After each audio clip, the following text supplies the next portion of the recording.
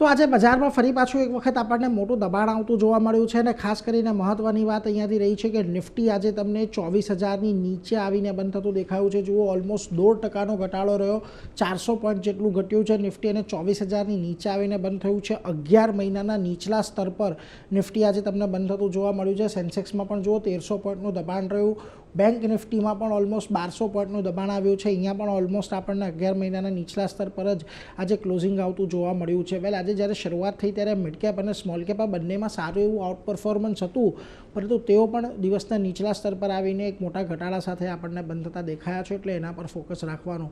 કયા સેક્ટર આટલા દિવસમાં દબાણમાં રહ્યા તો ખાસ કરીને જુઓ, તમને આજે ઓટો કાઉન્ટર્સની અંદર મોટું દબાણ જોવા મળ્યું, fin Nifty, PSU bank, defence counter આ બધી જગ્યાએ આજે તમને ખાસ કરીને વેચવાલી આવતી જોવા મળી છે। માત્ર બે સેક્ટર એવા કે જે ગ્રીન ઝોનની અંદર બંધ થયા છે, બહુ મોટી તેજી નથી, ઓઇલ એન્ડ ગેસ અને હેલ્થકેર માત્ર લીલા નિશાનની અંદર બંધ થવામાં સફળ રહ્યા છે।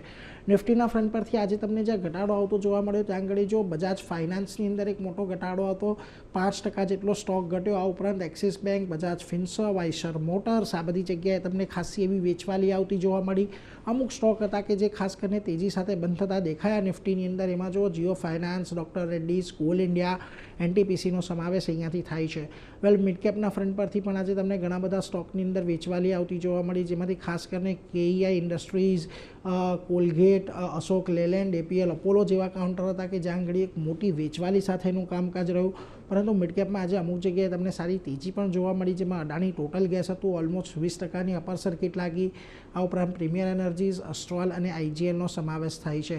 વેલ, હવે જો આજના દિવસે આપણે 24,000ની નીચે તો બંધ થયા છીએ, પરંતુ આ અઠવાડિયાનો જે લો છે એ 23,700ની નજીકનો છે, એટલે જ્યાં સુધી આ અઠવાડિયાનો લો આપણને બ્રેક થતો નથી દેખાતો ત્યાં સુધી થોડીક આશા બચેલી રહેશે। માર્કેટનું સ્ટ્રક્ચર તો નબળું જ છે, પરંતુ જો આ અઠવાડિયાનો લો આપણને તૂટતો દેખાય છે તો કદાચ આપણને વધુ ઘટાડો આવતો જોવા મળી શકે છે।